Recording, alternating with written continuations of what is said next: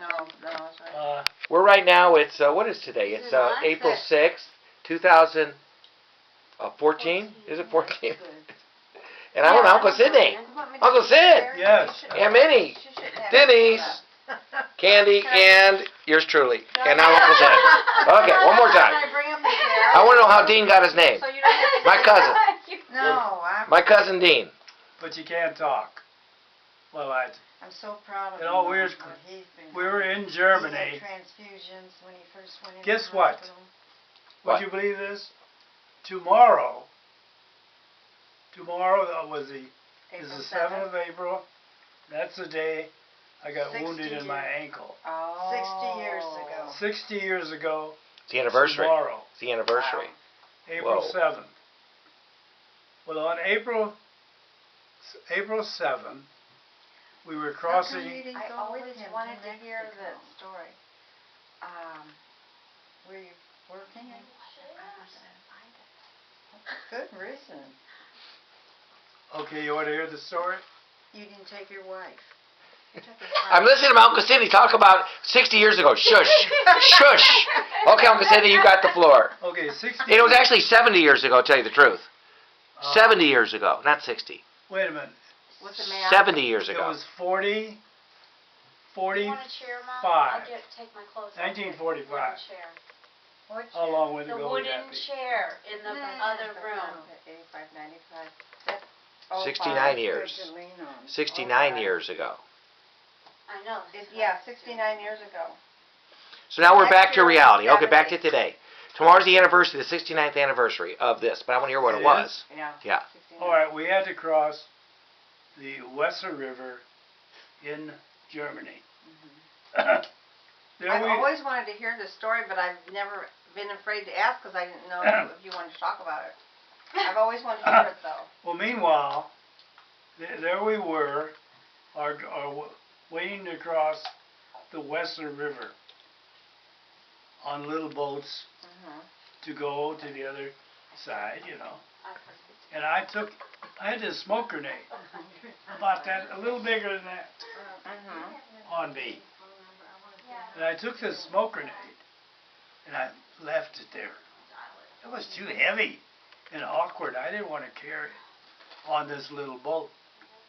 And I also didn't want to, there was a guy that was kind of goofy, and didn't even want to be on our boat. Anyway, we get across the river, we make it. But before we left, Lieutenant Dean says to me, "Who left their smoke grenade?" "Oh, it's mine." "No, you better take it with you and keep it." Now, Lieutenant Dean, I met, other than being my lieutenant, I met when we both had frozen feet, frostbite, over in Belgium. And we had bunks next to each other. So we got to know each other, you know, in a talking situation where we talked about each other. Well, meanwhile, we get over there, and the story is that this lieutenant there was given this thing to do.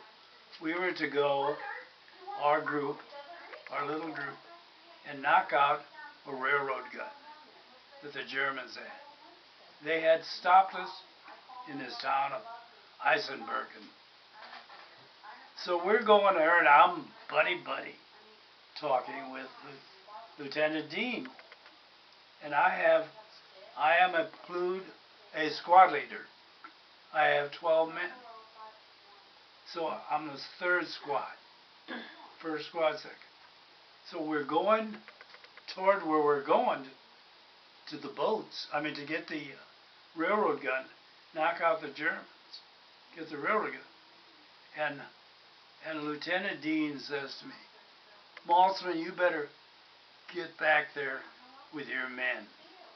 You know, because we were talking this and that while we were going there. And so I went back with my men. All of a sudden we go into this, there's some like farmhouses here, unknown to us. There's 3 tanks there. and all of a sudden they open up. Oh my God. Lieutenant Dean is killed. I can't remember all their names. We're all killed. Of course I got it written out. But anyway, he was killed, and maybe 8 or 9 others right in front of me. And because Lieutenant Dean told me, keep that smoke grenade, number 1, and number 2, get back there with your men. Yeah. Right. Had I been with him, all of them got killed. You would have been killed immediately. Yeah, they were all. So he said, "Get back," and then you were saved at that point. And now you. Sergeant Humphreys was killed. The radio man was killed. The Redding was killed. These names are coming back to me. Anyway, was Dean his first name or last name? So, Dean was his last name. Lieutenant Dean, yeah, his last name. Yeah. So meanwhile, they're all, and everybody say, Maltzman, what should we do? What should we do? They're all hid up there. And at that time, I moved my body so I wouldn't get it in my head. Laying down. It hit me in the ankle. I got hit. It didn't bother me. I just got hit. I said, okay, get ready. I'm going to throw this smoke grenade. And get ready to run back toward the road. Because we were trapped. Right. I mean, I couldn't do it. So they got ready. We ran. I made it up to the road. Got up to the road, and there Lieutenant Jurgensen was. He was a captain now. He had just gotten hit in the office, CP office. And he's the one that told me one day, he said, what is my chances? What do you think? I asked him a month ago. He said, when it's your time to go, it's your time. He said, meanwhile, I got to the aid station with my ankle. There is Captain Jurgensen laying down there. And he died. Oh, wow. There. So there I was. And my thoughts always were, it was Lieutenant Dean said, hold on to the smoke grenade. It was Lieutenant Dean said. He said to me, get back there with your men. Had it not been for Lieutenant Dean, I would have not been here. Right. And that was the story. Now, meanwhile, to get on with the story, there is something else. Very, very interesting. The guy that I met in California, because I met him there at one of the meetings, and he says to me, you're the guy that threw the smoke grenade to me. When I met him at the last reunion here in St. Louis. I only went to one other reunion. And he wrote me. For your brigade or for your reunion? So you guys were all pinned down. You had the smoke grenade, which gave you a means of escape from this nest of machine guns the other and guys. The other guys. They got away. Hello. Hi. Hi, how are you? Just Hello, came to say Joan. hi. We're in the middle of Very deep discussion. finishing a story. Sorry. And then It's okay, here. Lieutenant Jurgensen, he sent that to him. What is this deep discussion? This is about how my cousin Dean got his name, Captain Dean. Oh. My mother wanted me to name my son Dean. Isn't that funny? Oh. My mother had a sister named Dean. Well, here, you go a step in there. Hey, Harry. Discussion. Hi. Hi. It's my wife Candy. Beth, Candy, Harry, Joan. This story, Yeah. would you like to read it to Candy? Sure. Dear Sidney, this is dated November 26th of 2012. Dear Sidney, I want to thank you for your Jewish New Year card. I was delighted to see you at the final 84th Infantry Division reunion in August of 11. Over the course of the past 66 years, I've attended about 7 reunions when they were held on or near the West Coast. I was always hoping to meet you since you had a reputation as an exceptional infantry platoon sergeant. So finally, you showed up at the last reunion and I had a chance to meet you and say hello. I was with the communication squad of Company K. Aside from carrying a rifle, I also carried a walkie-talkie. Usually I accompanied our company commander, Lieutenant Winther Jorgensen at that time, in various battles and advances. Occasionally I went out on patrol with 8 or so riflemen and an officer and radioed back what we encountered. On one occasion, we had to cross a railroad bridge that the Germans had mined. We carefully stepped over the tripwires connected to the explosives so we would not blow ourselves apart. I still get the shivers thinking about it. I imagine so. I remember hearing about you during one of our last actions near the end of the war. On the 5th of April, 1945, our Company K was sent out ahead of the main army line to make contact with the Germans and find out where their front line was located. We made contact at Eisbergen, a small farming village. Our regimental intelligence people informed us that there were very few German army units in the area. When we got close to Eisbergen, we encountered heavy fire and heavy mortar shelling. Lieutenant Jorgensen radioed back to headquarters. I was with him and had the walkie-talkie, and told them that we were meeting very heavy resistance, and he asked to be allowed to stop advancing and dig in. Regimental intelligence told us that we are mistaken and ordered us to keep advancing and attack Eisbergen.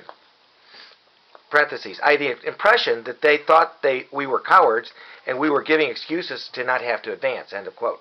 This was the situation on 7 April. Lieutenant Jorgensen split up the company, what was left of it after months of combat, about 140 men, and had you take a platoon of about 40 men to go about a half a mile to our left and try to make an end run into Eisbergen. While you were doing this, we would attack Eisbergen head on. We attacked and met very heavy machine gun and rifle fire and reached the first street of the village where there were 5 or 6 solid 2-story farmhouses. We immediately ran into the houses for cover. The Germans started raining mortar shells on the houses and, in the one I was in, the roof caught on fire. Lieutenant Jorgensen went to the entrance of the house to see what was going on outside. At that moment, a mortar shell landed smack at the doorstep and blew him back into the house, full of shrapnel. He died in a few hours from the loss of blood. Meanwhile, you took your group and attacked the village from the side. The Germans, expecting this possibility, had dug in and camouflaged a tank at the edge of the village and were using it as a pillbox to cover the open fields that would have to be crossed to get to the village. When you and your group ran across the field, the Germans waited until you got real close and then opened fire. I believe that about 10 or 12 of your group were instantly killed. That's when you said, Lieutenant Dean said, go back to your group, to the C group, A, B, and C. Yeah. The first group was Lieutenant Dean that got killed. Got it. Yeah. Okay. I understand that you threw a smoke grenade at the tank and ordered everyone to retreat, saving their lives. We heard about this action a day or two later and were very impressed with your quick thinking. Later, we found out that the German contingent defending Eisbergen consisted of about 3,200 men. They were captured when our main army line reached Eisbergen and surrounded the village. We had radioed the situation to regimental headquarters, so they now knew what to expect. So much for military intelligence. After the war, I kept up with John Egan, First Sergeant of Company K, and with Alan Howarton, the company communications sergeant. I joined the 81st Infantry Division Rail Splitter Society and attended several reunions. Over the years, I've gone on several battle tours with the society and revisited many of the places where we fought in the Ardennes, in the Belgium, during the Battle of the Bulge, in the Ruhr River Valley around Geilenkirchen and Krefeld, and in the Rhine River area. On my own, I visit in Europe and Germany every 2 or 3 years, having made friends through Sister City International with Germans from Ludwigshafen Pasadena, sister city. Ludwigshafen is about 50 miles south of Frankfurt, west side of the Rhine, opposite Mannheim, which is on the east side. Yada, yada, yada. Okay, back to this. I went to Europe in October of 11, a few weeks after our last reunion, and I visited the American Military Cemetery in Margaten, the Netherlands. I wanted to pay my respects to some of the men I was with who didn't make it and were buried there. Enclosed are 2 photos of one of the grave of Lieutenant Jurgensen and one of Roy McDowell. Both died on April 7 during the attack on Eisbergen. I think McDowell was a replacement. I do not remember him from our training days in the States. Was he with you when you attacked Eisbergen? Yeah. I'm now 90 and retired. I work for such and such. What did you do? I'm in California. I'm happy. And then we go back to the end, and it's probably just the closing, which we'll get to here. The last page of the wonderful letter. I'm amazed I got your card. The membership roster of the Rail Splitter Society sent to all members got my zip code all wrong. Okay. With warmest regards, Morris Birnbaum. Morris. Yeah. Morris Birnbaum. Uh-huh. So that is a story. That really surprised me. And then, so you had, just to reiterate, Captain Dean said, hey, Maltzman, take this. Lieutenant Dean, sorry. Yeah. He said, take this. So you took the smoke grenade with you, which was kind of heavy. You didn't want to schlep it. But he said, schlep it, you follow orders. So then you're up there kibitzing with him, and he said, hey, you better go back to your men. Yeah. So you drop back, and then Dean is killed by this outburst of machine gun fire. Yeah. You at some point realize, hey, we have to get out of here. There's 3,200 men there. Yeah. You're good, but you're not. So you threw the grenade, and everybody else then was able to, under the shield of the smoke, get out. Right? Yeah. And you then received awards. What did you get? I got 2 Bronze Stars. 2 Bronze Stars. Yeah. For bravery under fire. Oh, different things. Different things. You got Purple Hearts. And you met President Truman. Tell me about that story. That's a nice story. Okay.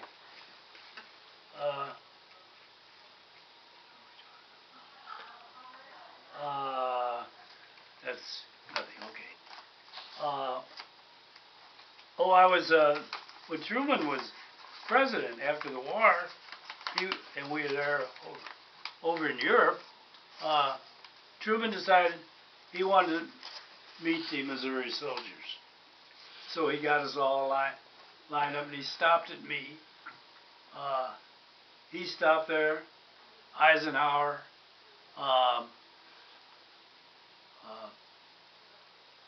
whoever did that thing between Europe and, I forget the name.